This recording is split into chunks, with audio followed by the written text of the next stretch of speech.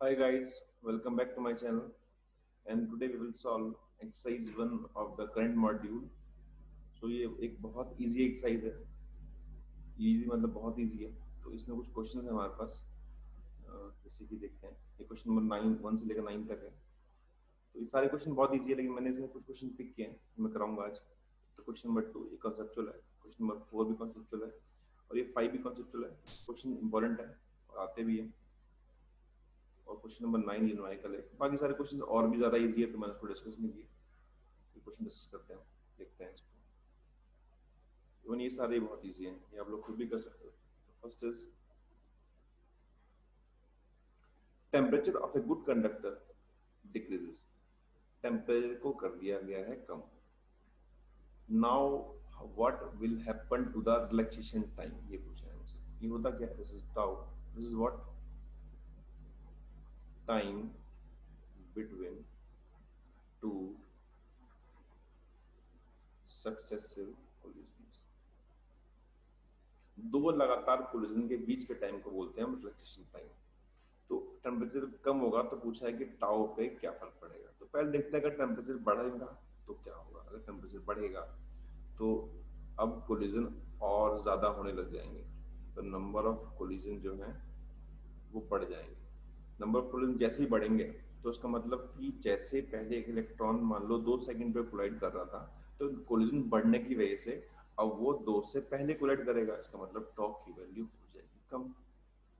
अब यहाँ देखते जो पूछा है, ऐसे टेम्परेचर बड़ा कम करोगे तो नंबर ऑफ कोलिजन जो है वो कम होने लग जाएंगे। अब कम कोलाइड करेंगे इलेक्ट्रॉन्स, और जैसे ही नंबर ऑफ कोलिजन कम होंगे तो अब अगर कोई दो इलेक्ट्रॉन्स मान लो पहले 2 सेकंड पे कोलाइड कर रहे थे, तो कोलिजन इतने कम होने लग गए कि वो अब और टाइम बात करेंगे, तो उनका जो टाइम है कोलिजन के बीच का वो बढ़ जाएगा। एक तो ऐसे कह सकते हैं। और एक तरीका कहने का ये है कि तुम ये बोलो कि जैसे ही तुम टेम्परेचर कम करोगे तो वी नो दैट कि if it decrease the temperature then resistance of the conductor also decreases. तो ये भी कम होता है हमारे पास, ठीक है। तो जैसे आर कम होगा, वी नो दैट कि R is equal to rho L by and rho is equal to M upon N E square tau. ये मामला होता है। तो जैसे ही आर कम होगा ये रो भी कम हो जाएगा। रो जैसे कम हुआ ये टाउ क्या हो गया, टाउ को बढ़ना पड़ेगा। इससे ऐसे ही बोल सकते हैं इसको, टाउ इस केस में बढ़ गया। नेक्स्ट देखते हैं, do all conductors follow Ohm's law. क्या सारे कंडक्टर ओम लॉ फॉलो करते हैं? ओम्स लॉ क्या होता है?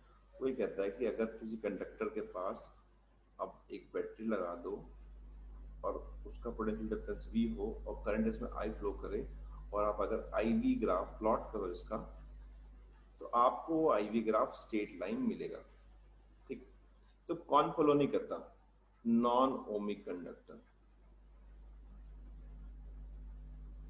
ये कंडक्टर्स ओम्स लॉ को फॉलो नहीं करते। ये क्या होते हैं? ये हमारे पास सेमीकंडक्टर्स होते हैं, जैसे सिलिकॉन हो गया, एल्यूमिनियम हो गया।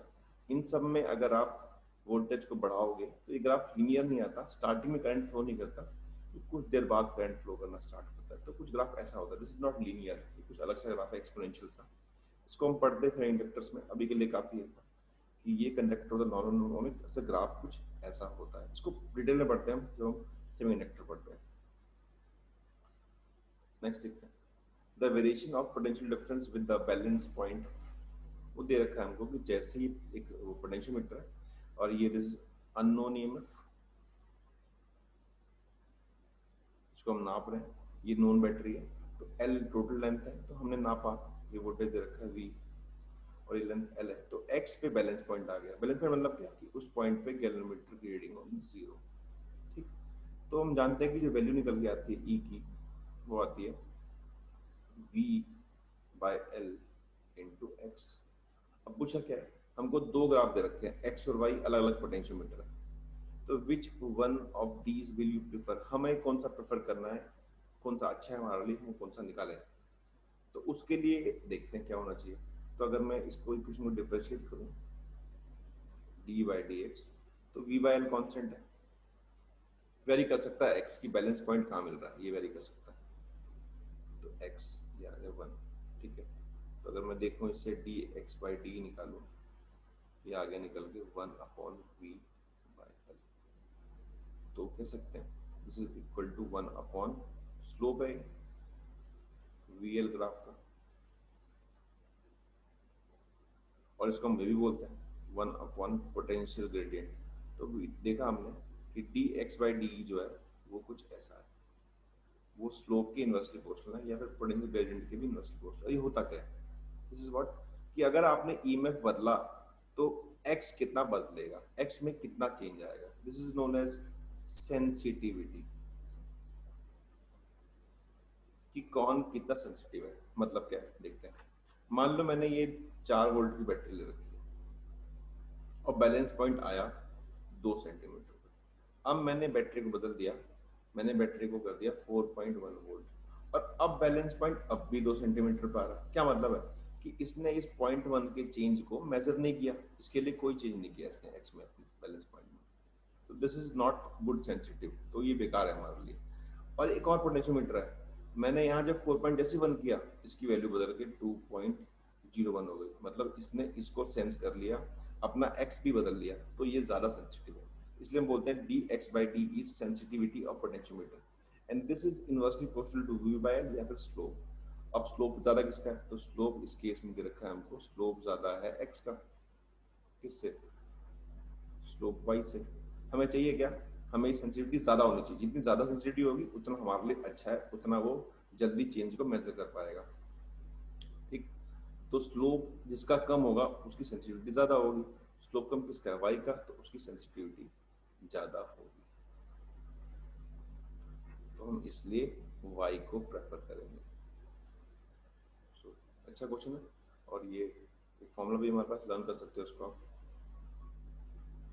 The masses of 3 wires of copper, mass given है m1 ratio m2 ratio m3 दे रखा है आपको 1:3:5, और लेंथ भी दे रखी है कि l का रेशियो दे रखा है l1 ratio l2 ratio l3 दे रखा है हमको 5:3:1। ठीक है, निकालना क्या है, r निकालना है, r का क्या रेशियो होगा। तो यूनिट r जो होता है रो l बाय a। तो हमको l का रेशियो तो पता है, रो सेम होगा कि सब कॉपर का, एरिया बदल रहा होगा, सबका एरिया निकाल सकते हैं। तो यूनिट की मास जो होता है हमारे पास, मास होता है डेंसिटी इंटू वॉल्यूम, वॉल्यूम होता है एरिया इंटू लेंथ। तो सीधा आप अगर एरिया निकालोगे, एरिया आएगा mass upon density into length. ठीक है, डेंसिटी तो सेम है, मतलब area is proportional to m by l।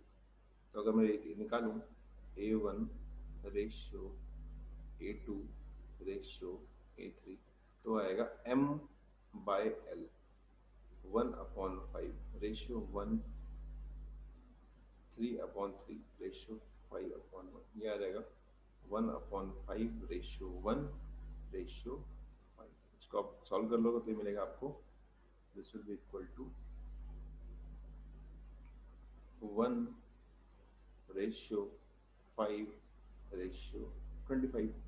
ठीक, तो अब देखते हैं r क्या होता है, r is equal to rho l by a। तो r is proportional to l by a। तो सिमिलर निकालते हैं कि r1 ratio r2 ratio r3 कितना होगा, तो ये होगा l बाय a। l कितना है 5, a कितना है, a है पहले केस में a, तो 5 by a ratio l by a, तो 3/5 रेशियो 1/25। ठीक, इसका आप फिर से ले लो, तो हो जाएगा 125 ratio, this will be equal to 515 ratio 1। तो ये इसका आंसर है।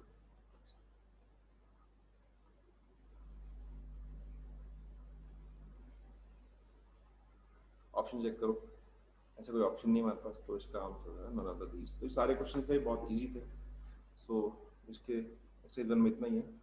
That's it and thanks for watching.